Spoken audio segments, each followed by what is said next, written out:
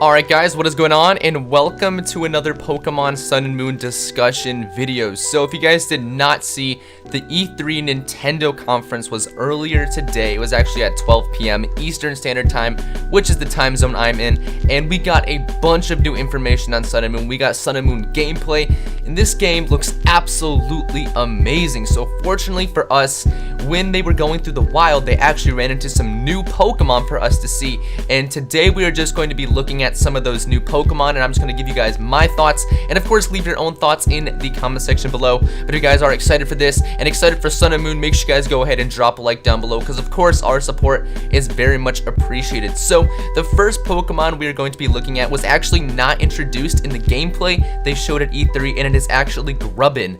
And I want to talk about this guy first because I don't know, I like him, and since he was revealed separately, I thought I wanted to get him out of the way first. So here we go. So Grubbin, he is the larva Pokemon. He is bug type. His height is 1'4". Actually, who cares about that? Honestly, I don't know why I'm saying that. But the ability is going to be Swarm, and I think I said this in the reaction video that I uploaded earlier. By the way, check that out if you haven't already. And so he has the ability Swarm, which I believe Larvesta has.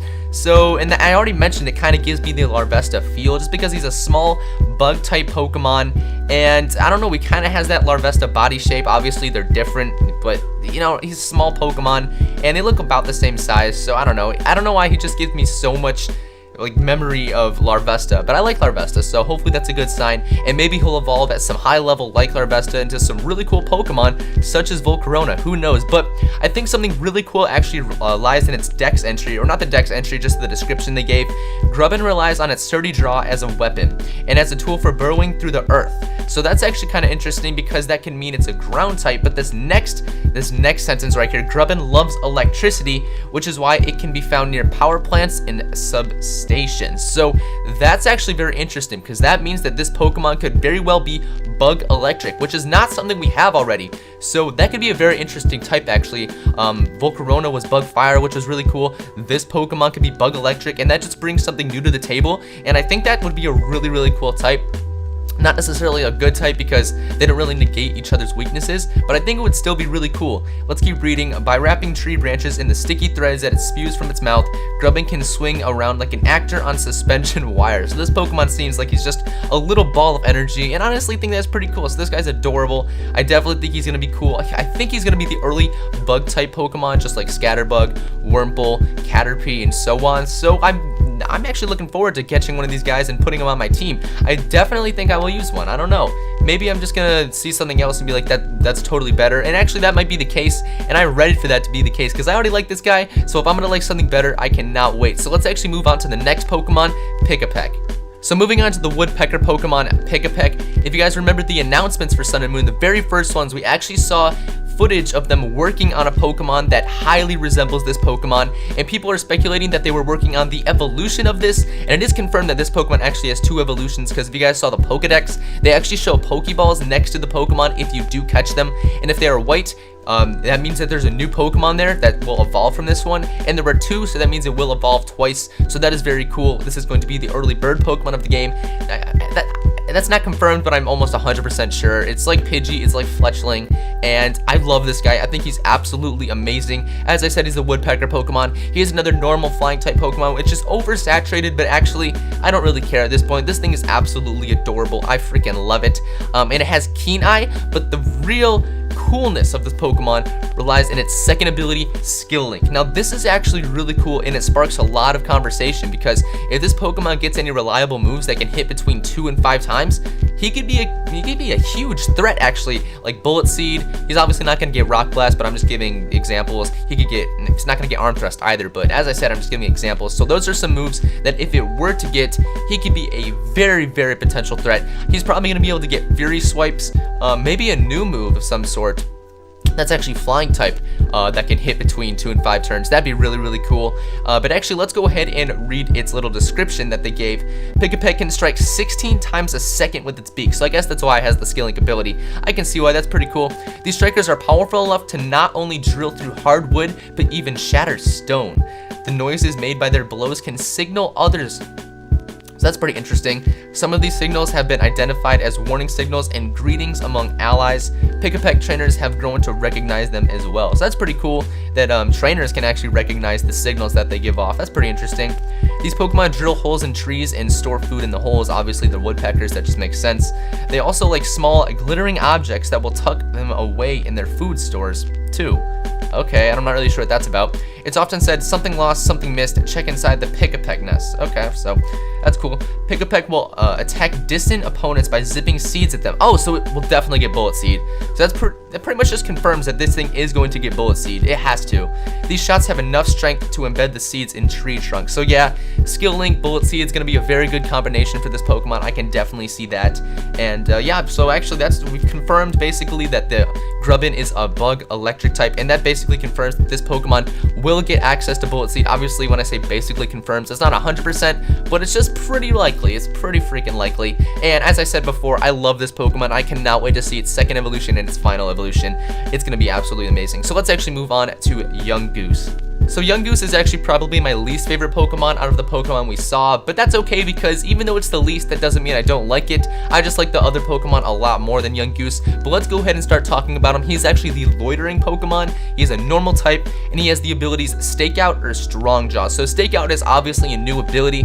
No idea what it could be, but when you stake out, you kind of, when you're keeping watch or something like that, you normally call that a stakeout or something like that. So maybe it prevents sleep. That'd be interesting. Or maybe it could prevent the opponent's the wild Pokemon from fleeing.